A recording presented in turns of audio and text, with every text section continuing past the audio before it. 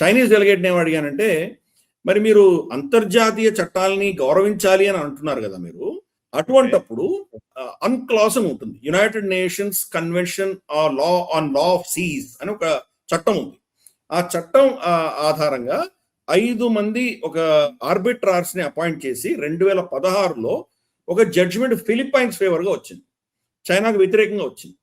ఈ south China see అంతా మాదే అని చెప్పి వాళ్ళు క్లెయిమ్ చేస్తుంది చైనా. 9 లైన్ అంటారు. మొత్తం సౌత్ చైనా సీని వాళ్ళు క్లెయిమ్ చేస్తారు. క్లెయిమ్ చేస్తే ఫిలిప్పైన్స్ ఏమంటుంది, నా సరిహద్దులో నీ క్లెయిమ్ ఎలా ఉంటుంది, అది నీ సరిహద్దుల దగ్గర నువ్వు పెట్టుకోగాని ఇదంతా నాది అని చెప్పి వీళ్ళు క్లెయిమ్. వాళ్ళది డిస్ప్యూట్ ఆర్బిట్రేషన్ వెళ్ళారు. ఆర్బిట్రేషన్ లో జడ్జిమెంట్ ఫిలిప్పైన్స్ ఫేవర్ మీద వచ్చింది. సో నేను దాన్ని ప్రస్తావించి ఏం చెప్పానంటే, మరి మీరు ఇంటర్నేషనల్ చట్టాలను గౌరవించాలి, అందరూ పాటించాలంటే చైనా ఉద్దేశం ఏంటి? చైనా అమెరికా పాటించట్లేదు, అమెరికా గౌరవించట్లేదు అన్న ఉద్దేశంతో అమెరికాని ఏదో వాళ్ళు దోయడానికి ఏదో స్టేట్మెంట్ ఇష్యూ చేసింది ఆవిడ. సో నేను ఇప్పుడు ఆవిడని ఉల్టా నేను కార్నర్ చేశాను. సో మరి ఈ చట్టాలను గౌరవించాలి, అంతర్జాతీయ చట్టాలను గౌరవించాలన్నారు కదా, మీరెందుకు ఈ ఆర్బిట్రేషన్ మీరు ఎందుకు గౌరవించట్లేదు, దాన్ని ఎందుకు తిరస్కరించారు అని నేను అడిగా ప్రశ్న. ఫస్ట్ టైం ఏం చేసిందంటే ప్రశ్న అర్థం కానట్టు నాకేం తెలియనట్టు దిక్కుమొహం అడిగి తిరిగింది.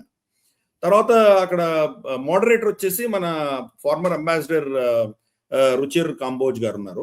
ఆవిడని ఎక్స్ప్లెయిన్ చేసింది అంతా. మళ్ళీ మీరు అన్క్లాజ్ అంటే ఇది చట్టం ఇవన్నీ చెప్పింది.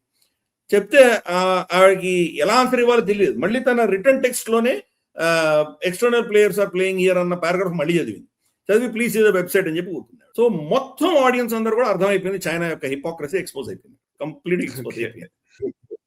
రెండు అడిగారు ఇప్పుడు అంటే ఒకటి అర్థం చేసుకోవాలి, చైనీస్ ఏమంటే వాళ్ళ ప్రెస్ కాన్ఫరెన్స్ అన్ని కూడాను ఎవరు ఏం ప్రశ్న అడగాలో ముందరే చెప్తారు. దాటి వాళ్ళకి ఎలా హ్యాండిల్ చేయాలో తెలియదు. వాళ్ళకి డెమోక్రసీ లేదు కదా, కంప్లీట్లీ కంట్రోల్డ్.